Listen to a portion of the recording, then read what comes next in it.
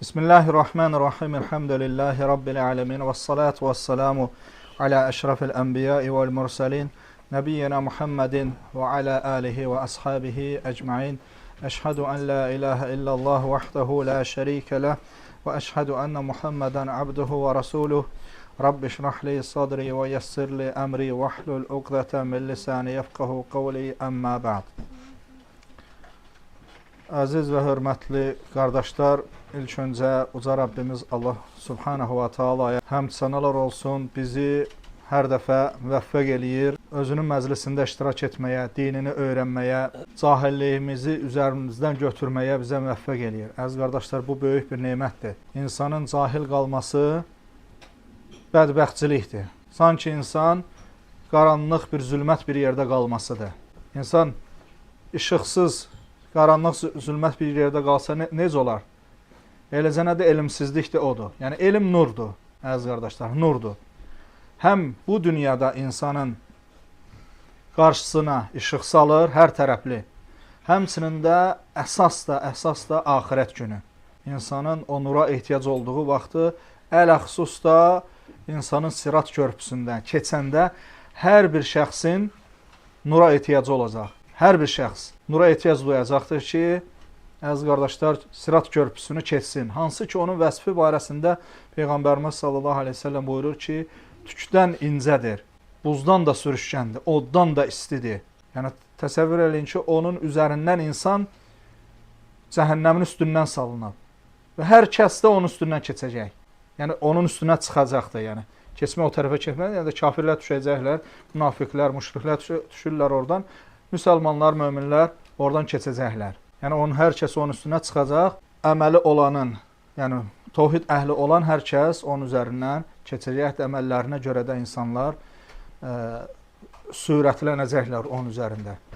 Orada da insana lazım olan əziz qardaşlar, sirat körpüsünü keçəndə mütləq və mütləq insanın nura ehtiyacı olar. Nuru da əldə etmək üçün ən gözəl vasitə, əziz qardaşlar, elm öyrənməkdir. Ona görə Peyğəmbərimiz sallallahu aleyhi ve sellem buyurur ki, kim elm üçün çıxarsa, Allah onun cənnətə gedən yolunu asanlaşdırar. Cənnətə, həm bu dünyada sən cənnətə gedən yolun asanlaşır, təvhid, iman, ixlas, təqva əldə eləyirsən, hamısı qəlb əməlləridir, əzəmətli böyük əməllərdir. Qəlb əməlləri digər əməllərdən üstündür. Yəni, dillə, əzalarla edilən əməllərdən üstündür.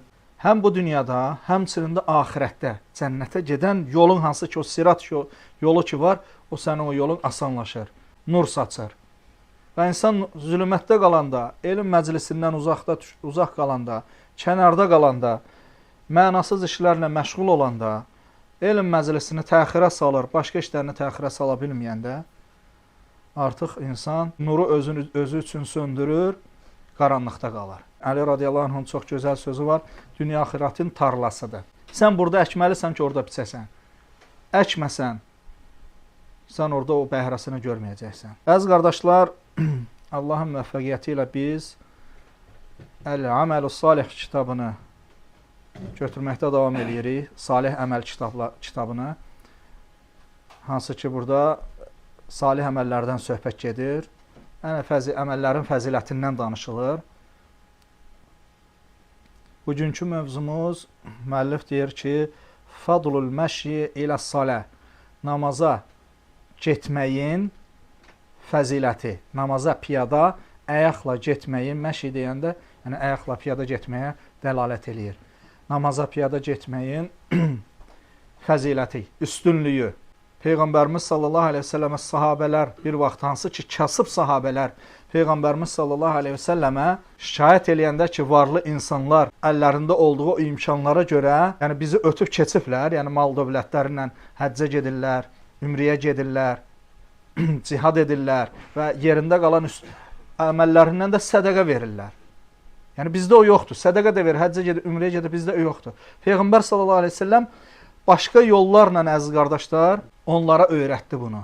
72-ci rəvayətdə, əziz qardaşlar, deyilir ki, Şərih rahiməhullah tabinlərdəndir.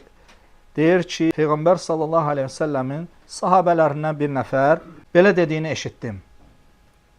Peyğəmbər sallallahu aleyhi və səlləm buyurur ki, uca Allah belə buyurdu. Uca Allah belə buyurdu deyəndə, Peyğəmbər sallallahu aleyhi və səlləm belə deyəndə, bu nəyə dəlalət eləyir? Ha? İlahi hədis, hədis-i qüdsi. Qüdsi hədisdir. Uca Allah buyurur ki, ey Adəm övladı, dur mənə doğru gəl, mən də sənə doğru qaçaraq gəlim deyir. Bəzi qardaşlar burada namaza getməyin, yarhamdülillah, namaza getməyin fəzilətindən söhbət gedir. Namaza getməyin. Burada həmçinin əziz qardaşlar, Allah Subhanahu wa Taala'nın qaçmaq sifətinin isbatı var. Bu da özünə yaraşan formada. Yəni bunu təvil etmək olmaz, inkar da etmək olmaz, həmçində oxşatmaq da olmaz. Leysə kəmislihi şey və huvə səmi'ul basir. Onun mislində heç bir şey yoxdur, o eşidən və görəndir. Birincisi Allah Taala inkar eləyir, sonra da əziz qardaşlar isbat eləyir. İnkar eləyir ki, onunla eyni olan yoxdur, onun mislində heç bir şey yoxdur. Eyni tutula bilməz Allahla o sifətlər. Və sonra özündə olan sifəti isbatını bildirir ki, o eşidən və görəndir. Yəni eşitməyində, görməyində başqası ilə eyni deyil. Eyni misildə, eyni oxşarlıqda deyil. O Allahın eşitməyə, görməyə bizi kimidir? Xeyr. Amma Allah eşidir və görür. Hədisi İmam Əhməd öz Musnad kitabında rəvayət etmişdi, hədis səhihdir. Sonra əziz qardaşlar 73-cü rəvayətdə deyilir, Ənəs radiyallahu anhu Peyğəmbər sallallahu aleyhi və səlləmdən belə rəvayət edir ki, Peyğəmbər sallallahu aleyhi və səlləm Rəbbindən belə rəvayət edir.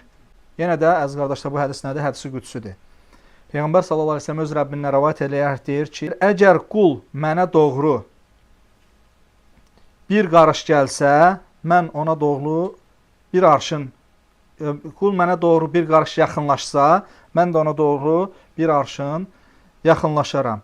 Və əgər mənə doğru bir arşın yaxınlaşsa, mən ona doğru bir dirsək yaxınlaşaram və mənə doğru və deyir ki, piyada gəlsə mən ona qaçaraq gələrəm deyir. Və əziz qardaşlar, burada da həmçinin insanın Allaha olan yaxınlığı Peyğəmbər sallallahu aleyhi ve sellem danışır, öz Rəbbindən rəvayət edir ki, qul Allaha nə qədər yaxınlaşarsa, Allah da ondan daha çox o qula yaxın olar. Bir qarış yaxınlaşdın, Allah Taala bir arşın yaxınlaşır. Bir arşın yaxınlaşdı, bir dirsək. Və sən ona doğru yeriyərək keçsən, Allah sənə doğru qaçaraq gələr. Yəni bu insanın Allaha olan yaxınlığının əməlləri ilə necə yaxınlaşması isbatıdır. Yəni ki, sən nə qədər Allaha doğru qaçsan, Allaha doğru yönəlsən, nə qədər çox əməllər etsən, əziz qardaşlar, Allah da ondan da daha çox sənə yaxınlaşar, öz quluna yaxınlaşar. Bu əməllərin içində də ən üstünü namaz ibadətidir. İnsan hansı ki, gündəlik etdiyi ən əzəmətli ibadətdir. Ən əzəmətli, 5 dəfə yerinə yetirdiyi ibadətdir ki, o əməlin içərisində həm qəlb, həm dil, həm əzalar iştirak eləyir. Namazda əziz qardaşlar bunun hamısı iştirak eləyir. 74-cü rəvayətdə buyurulur, çox gözəl hədisdir əziz qardaşlar. Əbu Umamə radiyallahu anhu rəvayət edir ki, Peyğəmbər sallallahu aleyhi və səlləm belə buyurdu. Kim fərz namazını cəmaatla qılmağa piyada gedərsə, o həcc etmiş kimidir. Yəni həccin savabını qazanırsan. Kamil həccin savabını qazanır. Və buyurur ki, Peyğəmbər sallallahu aleyhi və səlləm, kim də nafilə namaz üçün piyada gedərsə, o da tam ümrə kimi olar buyurur. Əziz qardaşlar, burada namaza getməyin, piyada namaza getməyin fəzilətinə dəlalət eləyir. Yəni namaza getmək deyiləndə də burada söhbət nədir? Məscidə, yəni cəmaata getmək, cəmaatla namaz qılmaqdan söhbət gedir. Ümumiyyətcə, namaz deyiləndə kişilər üçün əziz qardaşlar, namaza çağırılış deyiləndə, bəzən olubsa fərdi formada deyilsin, bax, namaza getməyin fəziləti. Namaza getmək, söhbət evdə namaza getməyin, bu otaqdan o birisi otağa getmək. Yox, söhbət nədir? Məscidə getmək, cəmaat namazını qılmaqdan söhbət gedir. İşlənməsə də, bu söz işlənməsə də, insan bilməlidir ki, namaza çağırılış deyəndə, namaz qılmaq deyiləndə kişilər üçün nəzərdə tutulan cəmaət namazıdır əziz qardaşlar. Və burada da cəmaət namazını, fərz namazını cəmaətlə qılmağın fəziləti nədir? Həcc savabıdır. İnsan bir gündə 5 dəfə həccin savabını qazana bilər. Bu da hikməti nədir? Kasıb insanların da dinimizin rəhmətindəndir ki, lütfün genişliyindəndir ki, Allahın o insanların da yəni ki, könlünü xoş olsun deyə. İnsan, Peyğəmbər sallallahu aleyhi ve sellem dedim axı, hədis var ki, gəlib şikayət eləyirlər kasıblar. O varlılarda olan əməllərdə şikayət eləyirlər. Və bunlardan da birisi əziz qardaşlar, düz bu başqa hədisdə ondan adiyyət yox, tamamdır. Amma yəni ki, bu hədis də ona izahdır, bu hədis də ona şərhdir. Biz birlikdə ayə ilə şərh olunur, sonra ayəni hədislə şərh eləyirsən, həmçində hədis də nədir? Ayə ilə, hədislə şərh olunur, izah olunur. Amma bu o demək deyil ki, insanın üzərindən həcc fərzliyi, ilk həcc etməyi, o boynunda olan ömründə bir dəfə həcc etməyin vacibatı düşmür. Heç bir halda insanın boynundan düşmür bu. Yəni Allahın lütfündən də ki, əziz qardaşlar, insan yəni ki, bir gündə o həcc hamının gözündə birlikdə, yəni baxsan ki, düz belə demək düzgün olmasa da, yəni görsən namaz qılana namaz demirlər, ləqabı demirlər, titul qoşmurlar. Amma yəni həccə gedib gələnə həcci deyirlər. Yəni gör, əməl nə qədər insanların gözündə böyükdür ki, insan səfərə çıxır, malı ilə, canı ilə, uzun müddət ailəsi ilə, yaxınlarından uzaq qalır. Yəni çox vaxtı qədimdə yəni insanlar gedirlər, bəzən qayıtmırdılar, vidalaşıb gedirdilər. Yəni ki, səfər uzun müddət olduğuna görə, təhlükəli olduğuna, indiki səfər asandır. Ona görə, yəni əziz qardaşlar, insanların gözündə həcc əməli həmçində İslamın əsaslarındandır, rukunlarından birisidir əziz qardaşlar. Əzəmətli bir əməldir. Görün, burada 2 dənə mühüm şərt var. 2 şey iştirak edir. İnsan malla, canı ilə. Yəni malı var, imkanı var, sağlam deyil, getmir. Və yaxud da sağlamdır, imkanı yoxdur, həccə getmir. Görsən, ikisi olanda insan həccə gedir. Amma namaza bunun heç bir adiyyəti yoxdur. Xəstədir, insan oruç tutmur. Namaza heç bir adiyyəti yoxdur. İnsan kasıbdır, xəstədir, acizdir, ayaqüstə dura bilmir, otura bilmir. Namaz bunu heç birinin bu şəxslər üçün üzürlü deyil. İnsan müsəlmandırsa da namaz qılmalıdır, mütləq. Müsəlman olan şəxs namaz qılmalıdır. O biri əməllər hamısında üzür var. Hamısında. Namazda isə yoxdur. Heç kim Allah qarşısında üzür gətirə bilməz. Yəni, mənə icazə vermirlər, mən işimdən vaxtım olmur, başımı qaşımağa vaxtım yoxdur və digər başqa üzürlər, bəhanələr gətirirlər. Yəni, namaza heç bir şeyə bəhanə ola bilməz. Sonra nafilə namazına getmək əziz qardaşlar. Nafilə namazına getmək isə tam ümrə savabı var. Yəni, bu həcc və ümrə savabı təhcə bununla bitmir. Başqa əməllər də var. Biz billikdə, yəni başqa əməllər də var ki, onlardan da məşhur olanı biz billik. Hansı əməldir? Sübh namazını cəmaatla qılırsan, sonra gün çıxana kimi oturub Allaha zikr eləyirsən, söz-söhbət yox. Başqalarına da mane olmursan. Səhər zikirlərini elə qutardın, Quran oxu. Yəni yoruluqsansa da, yəni oturub qalmaq istəyirsənsə də, amma yəni ki, ola bilsin, yəni deyək, oxumağa yoruluqsansa da, onda yəni ki, söhbət eləməkdənsə də sakit durma ondan daha yaxşıdır. Ümumiyyətlə, məsciddə dünyavi söhbətlər etmək qadağan olunubdur. Düzgün deyil. Məsciddə dünyavi söhbət etmək. Xüsusən də başqasına mane olmaq, əziyyət vermək.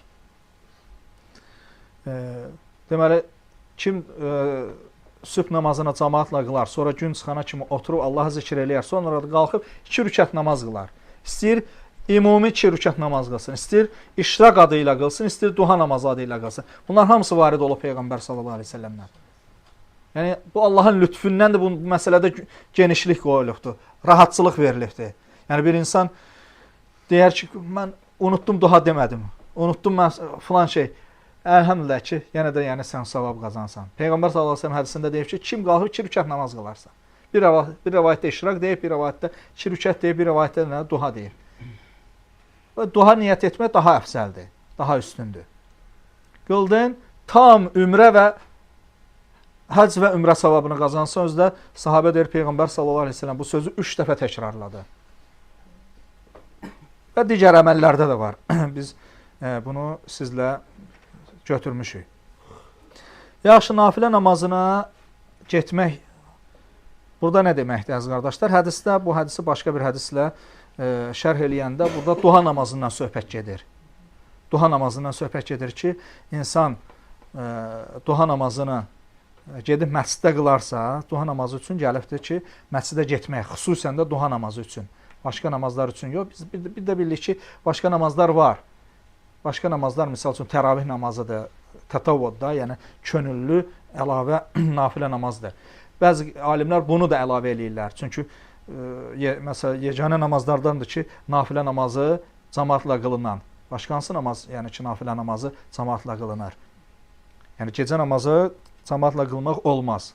Cəmaatla qılmaq olmaz. Əvvəlcədən planlaşdırıb gecə qalxıb bir yerdə cəmaat namazı qılaraq bu düzgün deyil. Təravih, amma təravih namazı Peyğəmbər sallallahu əleyhi və səlləm hətta elan eləyibdi. Hədisdə var ki, Peyğəmbər sallallahu əleyhi və səlləm əsr namazını qılır, cəmaat özünü çevirə deyir ki, bu gün axşam biz qiyamul leylə qalxacağıq. Yəni təravih namazı qılacaq deyir Peyğəmbər sallallahu əleyhi və səlləm. Elan eləyir. Amma sən deyək ki, hətta ailə üzvü axşam bir yerdə qalxıb cəmaat namazı qılar, bu düzgün deyil. Bu düzgün deyil. Yox. Amma sən axşam qalxıb namaz qılırsansa, ailə üzvlərindən və yaxud da qonaqlardan kimsə də gəlib sənə qoşulub cəmaat halında qılınırsa, bu problem yoxdur. Bunda problem yoxdur. Buna dəlil var. Hansı ki, İbn Abbasdır, İbn Ömər də Peyğəmbər sallallahu əleyhi və səlləmdən bir yerdə qılıblar. Amma planlı şəkildə əvvəlcədən cəmaat namazını qılmağı Peyğəmbər sallallahu əleyhi və səlləm gecə vaxtı belə etməyibdi. Yalnız təravih namazıdır. Bu təravih namazı da gecə namazlarından, yəni ki, hesab olunur da Ramazanda qılınır deyə belə adlanıbdır. Yəni ki, deməli, onda əziz qardaşlar, burada söhbət nədən gedir? Birincisi, duha namazından.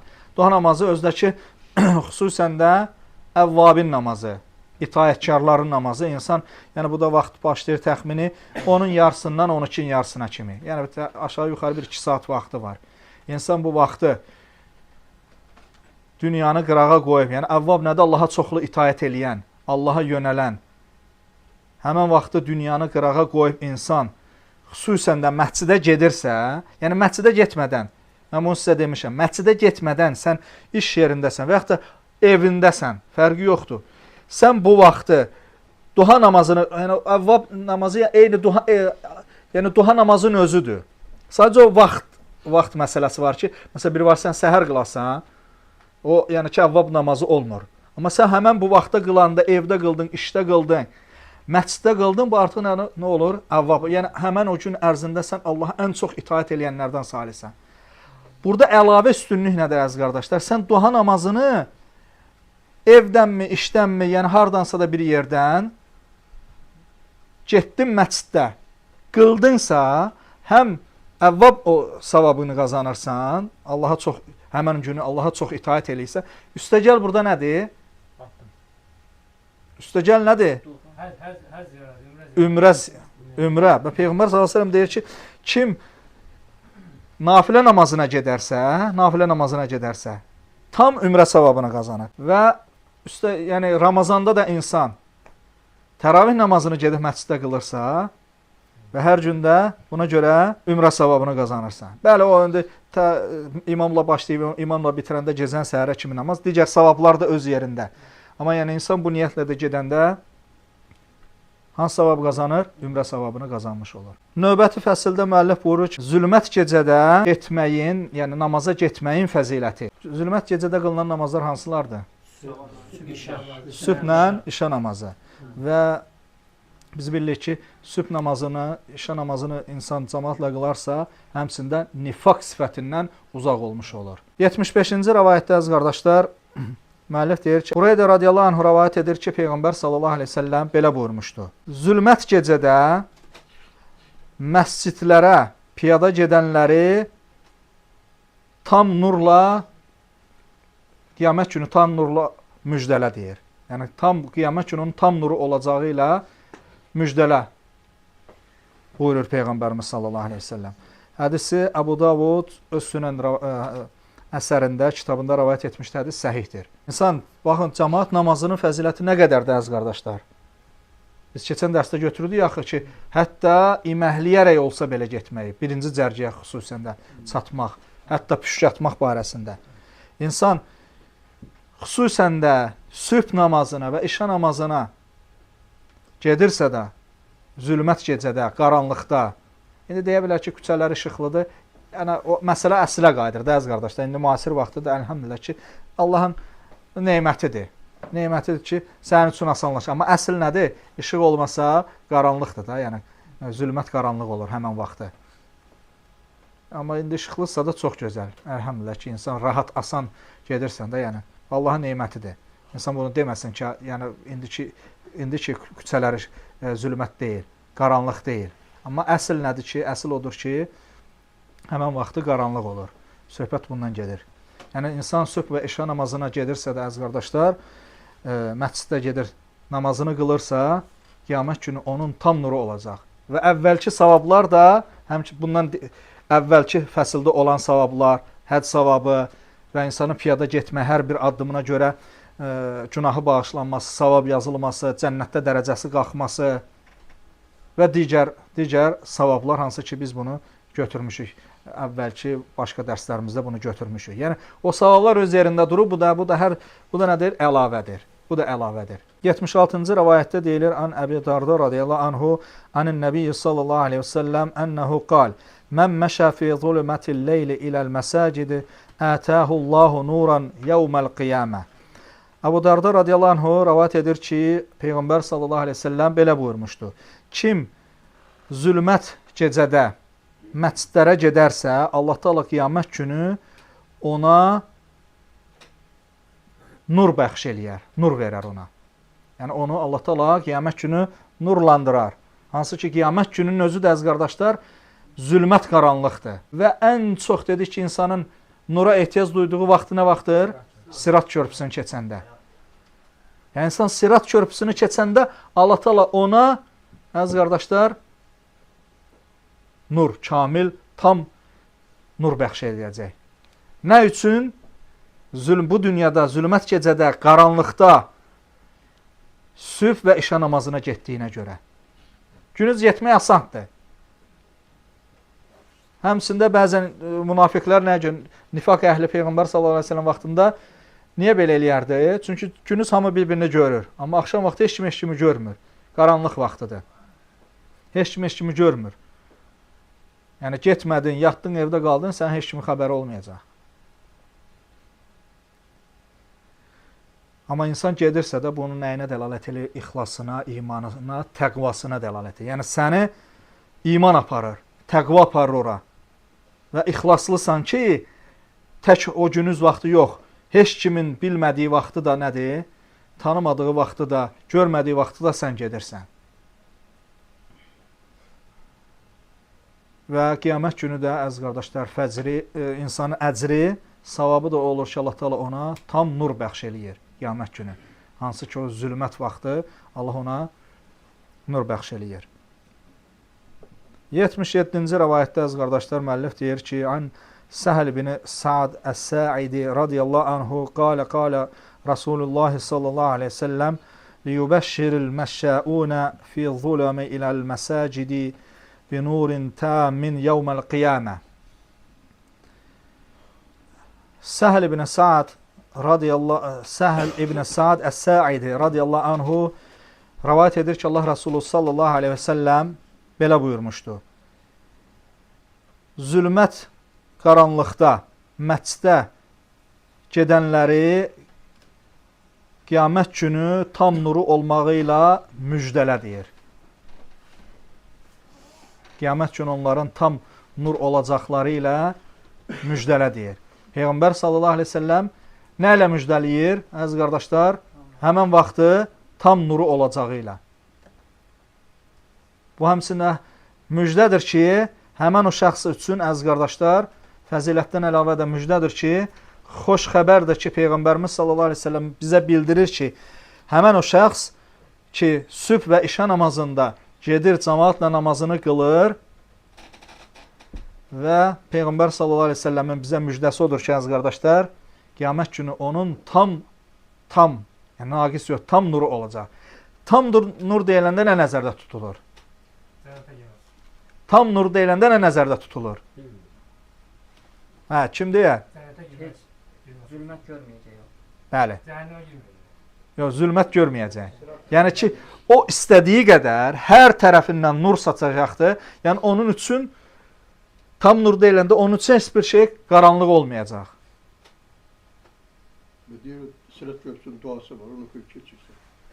Əməli var ki, Dua, bu. dua. Rabbena Duasını- kullana vaqfir lana inneke la kullu şeyin qadir. Sırat Köprüsünün duasıdır bu. Duasını bilmirəm, birinci səfərdə eşidirəm, Allah bilir. Amma yəni ki, Peyğəmbərimiz sallallahu əleyhi və səlləm əməllərlə bizə bildirir ki, o əməllər eləyəndə insan Sirat körpüsünü keçməyə Sonra istəyir ki, asanlaşsın, nuru olsun əziz qardaş, tam nur. Yəni heç bir naqislik olmayan tam nurdur ki, insan sübh namazını, işə namazını, xüsusən də bu namazları gedib cəmaatla qılırsa da, məsciddə cəmaatla qılırsa, onda qiyamət günü onu tam nuru olacaq. Peyğəmbər sallallahu əleyhi və səlləm ümmətini tam nuru olmağı ilə müjdəliyib bu əməlləri edəni. Burada söhbət nədən gedir? Əməldən gedir əziz qardaşlar. İnsan gedib orada iştirak eləyirsə, namazı ixlasla gedib qılırsa, onun qiyamət günü tam nuru olacaqdır ki, sıratı keçəndə heç bir naqislik duymayacaq, heç bir çətinlik olmayacaqdır ki, tam nuru olacaqdır onun. Yəni o nur ki, yanıb sönməyəcək. Hansı ki, münafiqlər ki var, qiyamət günü müsəlmanlarla bir yerdə olub, müsəlmanları alladır və elə zənn edir ki, Allahı da alladır, onların nuru olacaqdır qiyamət günü. Sirat körpüsünə çıxanda nur olar, amma yanıb sönəcək onların nuru. Naqis və alladıcı. Çünki bu dünyada allatdıqlarına görə onlar da qiyamət günü aldanılacaqdır. Onlardan da birisi ən çox insanın ehtiyac duyduğu vaxtdır ki, insan Sirat körpüsünə çıxanda nura ehtiyacı var. Onlar da o nurla, yəni aldadıcı nurla aldadılacaqlar. Necə ki, hədis surəsində var. Deyəcəklər ki, möminlərə biraz ləngiyin, biz də sizin nurunuzdan, biz də dünyada sizlə bir yerdə idi, sizin nurunuzdan istifadə eləyək, biz də keçək. Amma onlarla, möminlərlə münafiqlərin arasında bir sədd çəkiləcəkdir. Onlar onu görməyəcəklər. Sadəcə Allah'ın alacaq, onların da nuru olacaq, amma aldadır. Bu dünyada aldatdıqları kimi o dünyada, ahirətdə də onlar aldanacaqlar, əziz qardaşlar. İnsanı allada bilər, amma Allahı allada bilməz. Bundan kifayətlənək Allah Taala'dan istəyirəm, Allah Taala bizi eşidib faydalanardan etsin. Allah Taala'dan istəyirəm ki, Allah Taala bizi öz dinində fəqihlərdən, dərin bilgi sahiblərindən etsin. Allah Taala'dan istəyirəm ki, Allah Taala bizim bütün günahlarımızı bağışlasın, bizi əfv etsin. Allah Taala'dan istəyirəm, Allah Taala bizi daimi harada olluqsa olaq, qorusun, hifz etsin. Allah Taala'dan istəyirəm ki, Allah Taala yaşadığımız yerdə əhl-i sünnə cəmaatını daimi izzətli, hörmətli, başuca, güclü, qüvvətli etsin. Allah Taala'dan istəyirəm ki, Allah Taala bizi burada yığıb cəm etdiyi kimi uca cənnətdə sevimli Peyğəmbəri Muhammed sallallahu əleyhi və səlləm yanında bizi yığsın, cəm eləsin, toplasın. Daha doğrusunu Allah bilir və sallallahu alə nəbiyyina Muhammedin və alə alihi və əshabihi əcmain. Subhanakallahumma bihamdik. Əşhədu an la ilahe illə ent, əstəğfiruka və ətubu ileyh.